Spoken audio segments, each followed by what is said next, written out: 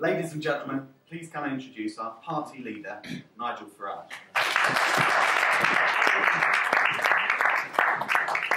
Thank you for those kind words. I love that concept, isn't it? Horrendous. We're going to have councillors in the chamber from UKIP, and they're going to be ordinary people. I mean, can you imagine it? How ghastly. And clearly, some of the early founding principles of the party are being maintained. If in effect UKIP councillors are like the bloke from the local pub going into the council chamber, well, I was the bloke from the local pub that went to Strasbourg. So we're obviously maintaining that tradition. I think it is interesting how little attention thus far has been given to the council elections that are taking place. Obviously the European elections are a national election, but in some ways, longer term, the impact that UKIP has on British politics, I suspect, will be determined more by how we actually do in these council elections than how we do in the European elections. And the reason I say that is that we have a first-past-the-post electoral system in this country. It makes it very difficult for a party like UKIP.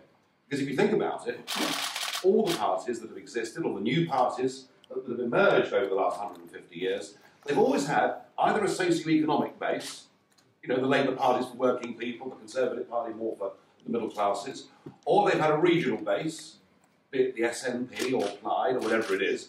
And of course our party is spread right across the country. We draw our support from across the spectrum, both in terms of age and class and race and religion and geography.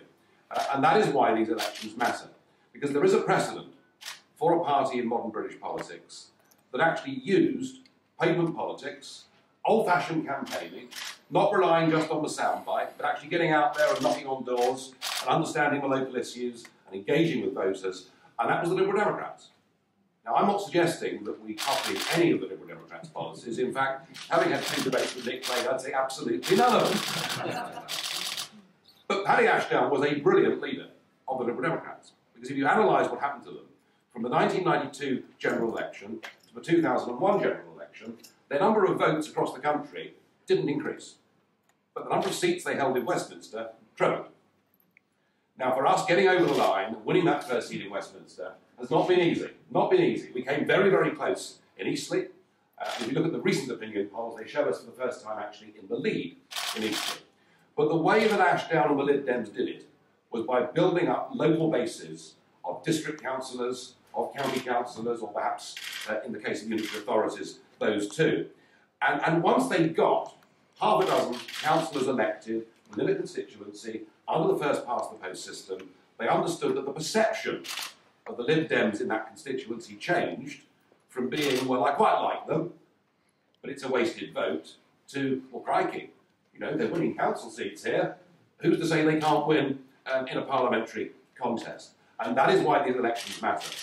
Last year, in the local elections, the English county elections, we stunned everybody, myself included, with the score we got.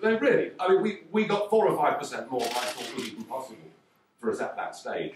And what's really interesting, all those people who got elected to the English county councils, very interesting, but actually we have the highest turnout figures of any county councillors from any party. And it shows the type of people that we're engaging as candidates really want to do this, are full of energy and enthusiasm. I have met hundreds of our council candidates over the course of the last 2 weeks, touring all over the country, and it culminated in the meeting in the Emmanuel Hall last night. I've never been to a political meeting with more energy, electricity and optimism than I saw in that room last night. And I know that our people are going to be out there for the next 2 weeks, knocking on doors, working damn hard. They always say that it's a fool that makes predictions as to how you're going to do an election. Well, I predict we're going to win hundreds of council seats, all right? So there we are. My neck's on the line.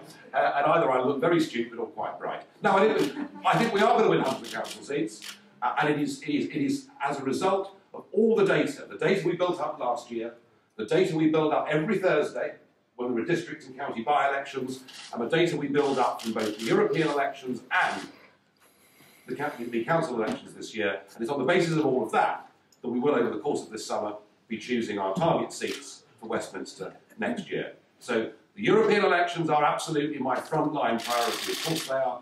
But doing well in these council elections for the longer term of UKIP matters every bit as much. And the really nice thing for me is that for a long time now, it's been said that UKIP is a one-man band.